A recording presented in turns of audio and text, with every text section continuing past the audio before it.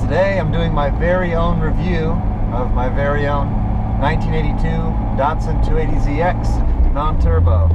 So for those who have been following along with my channel since I got this car, you're probably pretty familiar with it by now. But for those who are new to this channel, I've had this car for about 4.5 years. It was my first car I ever got, even before I had my license. I learned to drive on it, learned stick shift on it, and it's basically opened my gateway to the automotive world. A little history on the Z car. This is the second generation Z car, following the first generation codenamed S30, which comprised of the 240Z, the 260Z, and the 280Z. So the 280ZX was the first name for the second generation Z car and the only name for the second generation, which came about in 1979, featuring a 2.8 liter engine, overhead cam, 2-valve, making 145 horsepower and 156 pound-feet of torque, which by today's standards, that's not too impressive. However, once you take the car's weight in mind, this one being at around 2,600 pounds, that power is quite useful. And you can definitely notice it more than you would on, let's say, a heavier car such as a sedan or an SUV or whatever. The engine itself is extremely responsive. It's very snappy, and immediately as soon as you tap the throttle, the power is there.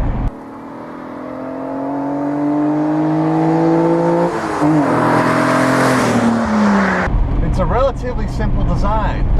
Relatively big engine in the front, power to the rear, 5-speed manual, and fully independent suspension. And it was basically the perfect recipe for performance. This car features a 50-50 weight distribution.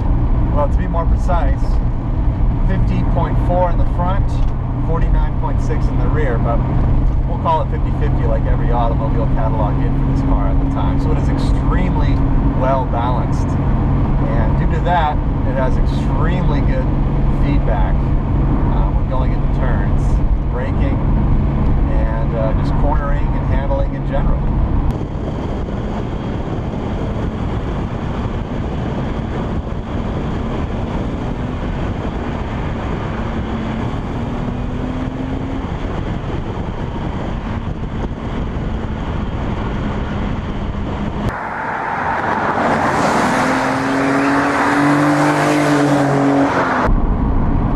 This is basically an excellent example of a bare-bones sports car. You have no airbags, you have no electronic assists, no stability control, no ABS, no traction control. And really the only driver aids you have in this car are the power steering and the vacuum-assisted brakes.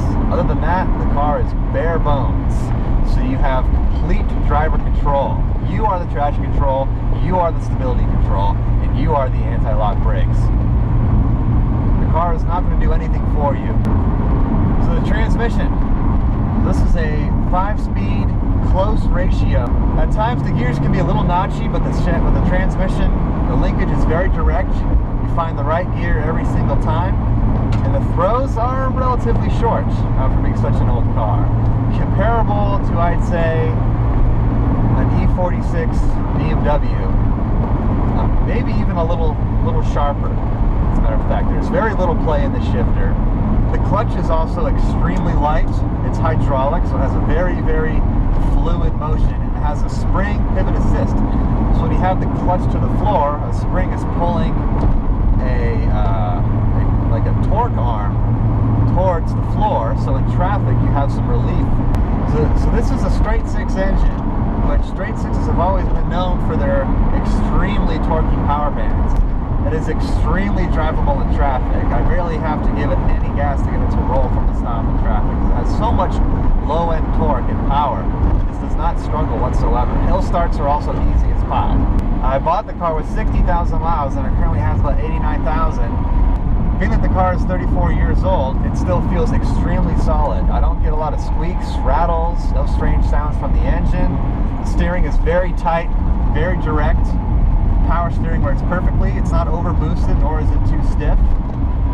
It honestly feels like what I would imagine to be a brand new car from its time. It feels probably the same as it did back in 1982. I mean, I don't see this car performing any better in its form than it has already. I mean, it's amazing. It really really is. It's a blast to drive, and you know, I never get bored of it. You know, it's not the fastest thing in the world, but I just love driving this car. But I mean, I do love the previous generation, the 240Z, 280, you know, 260, whatever. But there's something about the 280ZX. There's just so much more character. There's just all these quirks and just these characteristics of the car that make it so much more personable to me. So this car isn't exactly stock, but then again, it isn't exactly built either. I got a few modifications, some not really worth mentioning, but I'll go ahead anyway. So it's got the catback exhaust from MSA, 2.5 inch with a Dynamax muffler. It has a nice tone to it, but it's not that loud whatsoever. Of course, it's got a little cold air intake with a K&N filter.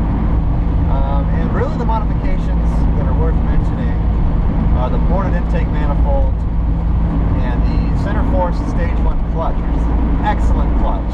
Not one bit amount of slip, no matter how hard you push it.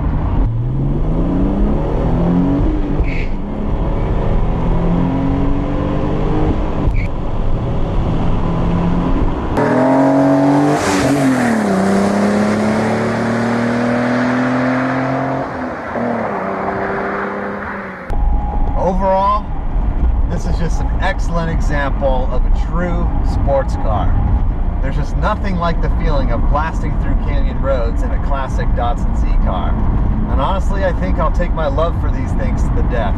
So I hope you guys enjoyed this review of my Datsun 280ZX. More videos to come, so subscribe if you wish, and I'll see you guys in the next video.